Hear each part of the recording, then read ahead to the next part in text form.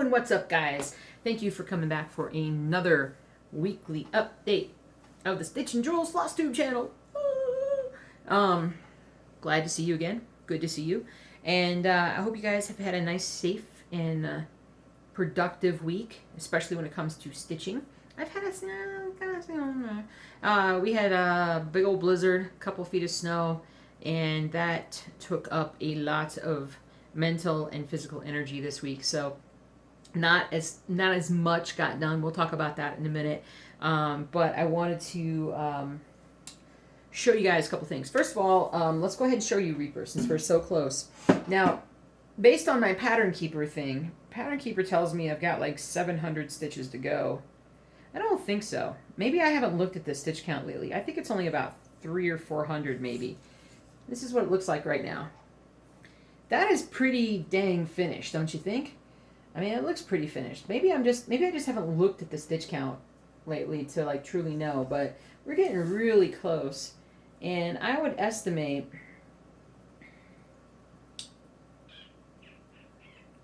that I don't have too much more to go on this thing. So we're gonna do Stitch with Me coming up. It'll probably be more of a weekend Stitch with Me, and if I can get a little bit more stitching done on this project today, tomorrow, then it'll probably be Saturday, Sunday, whichever day that I manage to do this on. It might be Sunday morning that I do this. So we're awful close, closer than I think I realized, but it is so close, so close. Can't believe this one's almost done. Almost done. I'm so excited. And then I stitched on two other pieces, my own designs. One of them is, well, that's Lincoln Memorial. This one is the Empire State Workers. And so this is sort of like, there's this card that all the guys are holding this big white card. And somebody out there probably knows the story more than me. But, so he's holding this card right here, but then this is the beam. So I'm just stitching the beam to it, and then there'll be like their legs below, and then the sort of the city underneath. So I don't have, there's not like it's not like it's a long it's a long stitch this way, but this way not so bad. And it's 18 count fabric, so not too bad. And then I've got the Lincoln Memorial at night, and this one looks like this. So I don't know how much you can tell. It kind of depends upon what kind of light you're looking at it in. Let's see. Yeah, I don't think there's enough color in it yet for you to truly see, but it's starting to come in. I did about 400 or 500 stitches on this one this week, another 400 on that one. So I wasn't terribly in a stitching mood because of all the stress associated with the blizzard. But the one thing that got me in my stitching mood, that made me happy and stitch, I don't know how many of you guys, and I watch the Crafty Curator. I love her projects, and I mean, I don't necessarily stitch what she stitches, but I love what she stitches. And so she's been releasing a whole series of like, you could say it's like WITB, what's in the bin, but they're whip progression, whip projects, and she hasn't shown any of them for like a year. And she has this great craft room, which is like one whole side are all these big bins, and she pulls one out on a video and just starts going through stuff. And I mean, you guys think I have a lot of projects. She's got a ton. And the thing that was really catching my eye on this was the sheer variety of fabrics and whatnot that she stitches on, especially since she stitches on things that I don't stitch on. Linen, 25 count, Joblin, 28 count Monaco, things like that I just don't stitch. Sorry, I just spit on myself. I just don't stitch that stuff. But it makes me kind of think that I should, because part of it is I've got all of these projects. I think I talked about this last week a little bit, but I've got all these projects that I want to do, and you've seen the ones that I've shown you here, but there's so many more of my own that I want to do. And realistically, if I do everything in like a 14 or an 18 count, full cross stitch, then it's going to take me a lot longer than if I did, say, 25 or 22 count single, like a 1/1, or a 2/1, just a 10 stitch. And I'm definitely thinking about 10 stitching a few of these projects. At least start with one and just see how it looks, see if I'm happy with it, and then if it comes out well, then we're good to go. So especially some of these newer ones that I'm doing. So I'm kind of at a transition point with some of these floss. And so what is it? It's the middle of March. Hey, happy St. Patrick's Day. Oh, by the way, if you're still here, I'm getting COVID vaccinated. I'm getting vaccinated is what I'm getting. I'm getting vaccinated on Friday. So late Friday afternoon, going to get the COVID vaccine. I'm very excited. If we can get everybody in with our staff vaccinated, then we all get to come inside. And so I stop running from office to outside to the people's cars all the time, because that's what I do. I really literally do curbside. I come outside all the time, and it's just I'm tired, and so I want to stop doing that. So I'm getting vaccinated on Friday. I finally got on a wait list and got notified late last night, and went ahead and jumped on and reserved my spot. So pretty excited about that.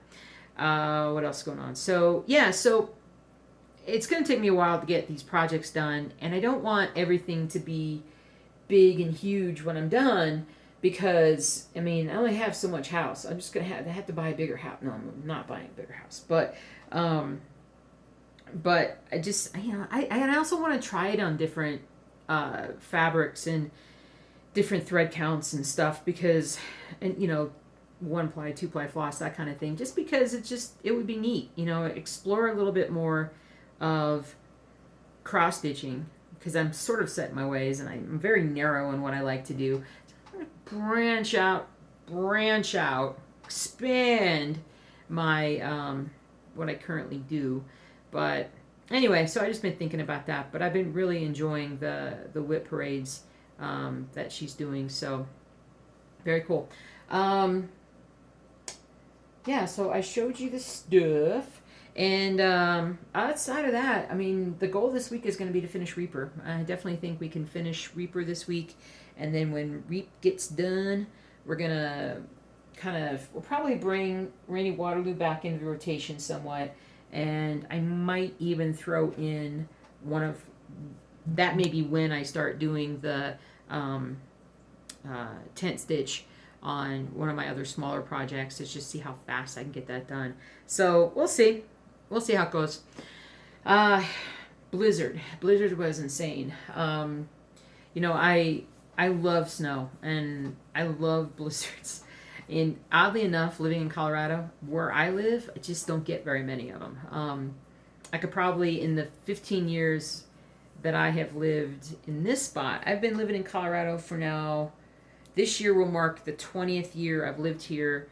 What was it? August 1st was when I moved. So 20 years of living here, probably 5 really good blizzards. And the only one that surpassed the one we had today was the one we had back in like 2003, 2002 maybe, when we had 3 feet where I was living over the course of a couple of days. And that one was unique in the sense of I remember I was stuck at home for like 3 straight days, and I was losing my mind. Nowadays, if I was stuck home for 3 straight days and couldn't go anywhere, I'm totally fine. But back when I was, my early 30s, like I just couldn't imagine staying home for that long. And it's just so funny. So it started late, all week long they're like, we're going to have this big blizzard. It's going to be like maybe the biggest ever.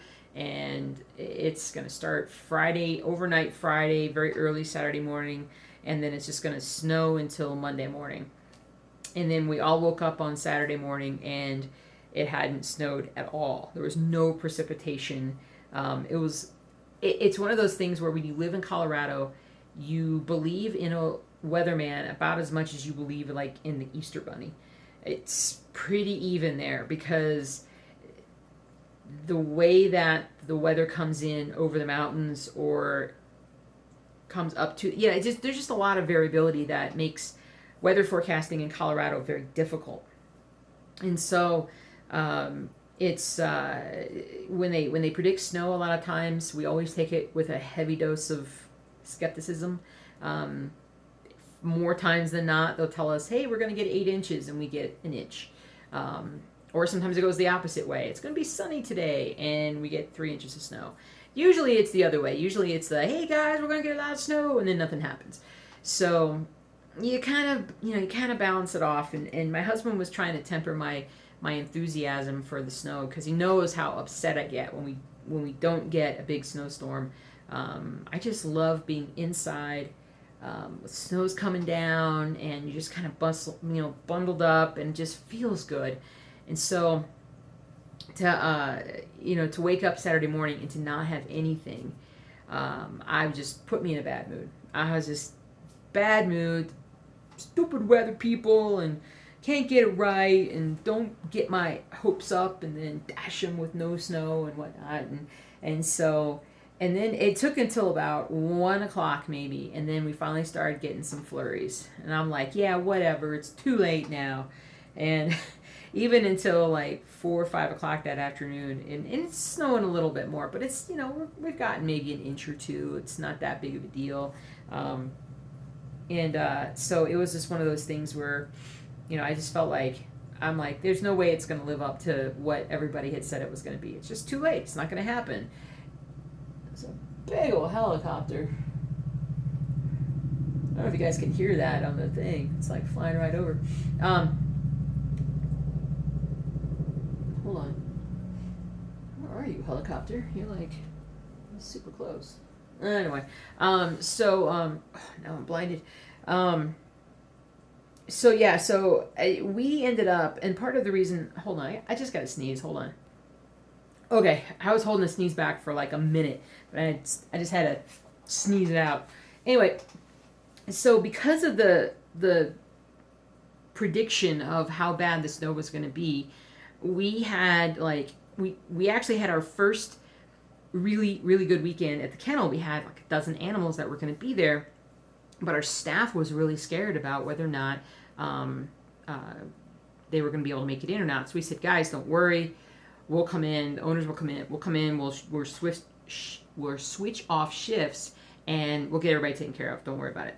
And so when Saturday morning rolls around and there's no snow, and I'm like, man, we just gave everybody the weekend off, and yet we're going to have to go in and take care of these animals, maybe. And so it was crazy. And then by 4 or 5 o'clock that afternoon, when we went back in, there's 2 or 3 inches of snow on the ground. And I was still in a bad mood. I was just in such a bad mood. So we finished up. We went home. And then we had, it's daylight savings time, which doesn't help. And so for all of you guys who are not, who are outside of North America or outside the States, it was the weekend where we jumped forward an hour. So like instead of it being like on Sunday, instead of it being 9 a.m., it's actually 10 a.m. And so it's a stupid tradition, and I don't know why we still do it. It's ridiculous. But anyway, because it has messed me up all week. But anyway, so we came home and it was still snowing. And, and by the time we went to bed, it was like, okay, it's picking up a little bit out there. There may be 5 inches now. So I was like, all right, so maybe we'll get a foot with the snow or whatever, with whatever. Woke up Sunday morning. Yeah, there's like 10 inches of snow on the ground. So I'm like, all right, this is pretty good. I like it. It's pretty good. And we dug the car out and we went over to work and we took care of everybody. And we finished all that up, and then we came home, and then we were gonna just chill for the rest of the day, and it just came down. Then it was a true blizzard, and it was nuts. And when it was all said and done, it was about 2 feet, and I know some places around here got more depending upon where they're at, and it drifted in our backyard probably up to more like 3 or 4 feet in places, and it didn't stop snowing until Monday morning at about, I don't know, maybe 3 or 4 or something. And Sunday night, you started getting the inkling of, I wonder if we'll actually be able to go in the morning. We'll have to see, kind of thing. But I'm like, it's not like it hasn't been snowing. It's not like the snowplows aren't out right now doing what they're supposed to do. But my partner said, just stay home. You've had to come in all weekend. Stay home Monday morning. I'll go in. I'll take care of it. No big deal. And then I get a phone call. I was sleeping in, and I missed the phone call. But then I saw the text messages when I woke up, and it was like, I'm stuck in my drive. Well, I'm not stuck in my driveway. I'm stuck like 4 doors down from my driveway. Literally stuck with this massive SUV, and I can't get out where I'm at. Because nobody had come through and plowed and done anything. And so I'm like, crap, I gotta get up and see if I can get in. And so we jumped up, we started shoveling, trying to get out, and then we got stuck, which is the first time ever that I have been stuck in 15 years in this home. Our street basically is a major, so to speak, subdivision street, in the sense of, once they finish plowing the big roads around, when they start moving into subdivisions, ours is one of the first that they'll do. And they hadn't done it that morning. And that was kind of a surprise, because it's usually always done.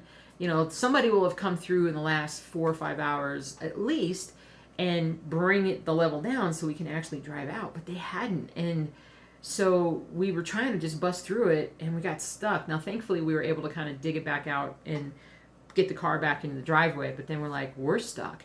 And so then, thankfully, there was one person who had a big 4x4 Jeep that was able to sort of all-terrain and just go and take care of everybody. And so, thankfully for that, we were able to dig out, and then the plow truck finally come through. It tried coming through at about 8, 9 o'clock that morning, and it got stuck on our road. That's how bad it was. A plow truck got stuck. And so once they actually plowed it, and it gave it a chance to melt a little bit, because the sun came out, for most of the day, and started melting the snow on the roads, and that was really nice.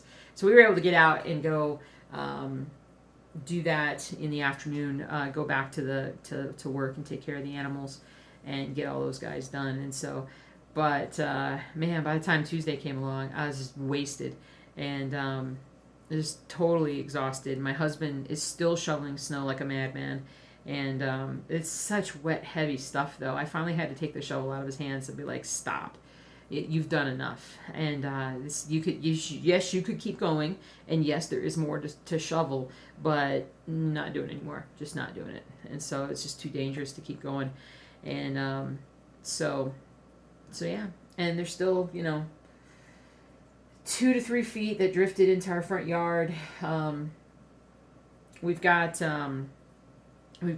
a while till it all melts, but it'll be all right. It'll be all right. I'm really happy.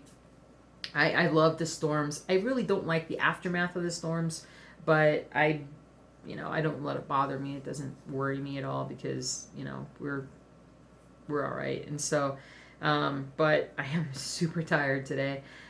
Trying really hard not to take a nap today. When I got home from work, I've got some things I got to do. And now I kind of want to just put my headphones on and listen to a book and stitch away at something. So we'll see. Probably not Reaper. I don't know. Probably not Reaper. I'll probably grab one of my own pieces here and start working on it. But all the animals are okay. My husband was just telling me a story of the snow in the backyard from like where it drifted, and then also what he shoveled out off the patio. It's got to be at least 2 feet high back there, 2 to 3 feet high. And he looked out at one point, and somehow Jelly Belly, my dog, had gotten up on top of the snow, and it's such a hard, packed in snow that she's just walking along the top of it. He described it as like Legolas from Lord of the Rings, just light-footed, just walking along it. And then here comes behind Zuzu, the crazy golden retriever, is just plowing through it, and just she can't figure out why. Jelly is like up here, and she's like plowing through it, and she's our Gimli, she's our dwarf. And so, but anyway, so I'm tired now. I don't know if I repeated myself. I'm sorry if I did. I actually recorded this a couple of times because I felt like I rambled. As bad as I rambled in this video, I rambled in the last video a lot more. So it was crazy. Okay, I gotta finish. I gotta finish upload this thing and try not to fall asleep. So I'll see you guys soon. We'll be doing a live stream for the last probably around 100 stitches on Reaper. I'll try and, or it may be less. We'll see. I really am, I think, overestimating the number of stitches that I have left. So I'll get to that, and we'll do a live stream coming up here. I'll probably plan it for like Sunday morning, for the big Sunday morning finish. And that seems to be the time that most people can make it, not just from the States, but also all my folks from the UK, from Europe, and even some folks in Australia are also able to make it. So that's probably what I'll do at that point. So I'll be cross-streaming on Twitch and YouTube, and I'll roughly start at about 8 o'clock Sunday morning Mountain Time. So that's 10 o'clock Eastern Time. But then the video will be on YouTube if you want to see it. But yeah, that's pretty much it. And my throat's sore, so I better drink some more. All right, guys. Take care. Be safe. And I'll see you real soon. Bye.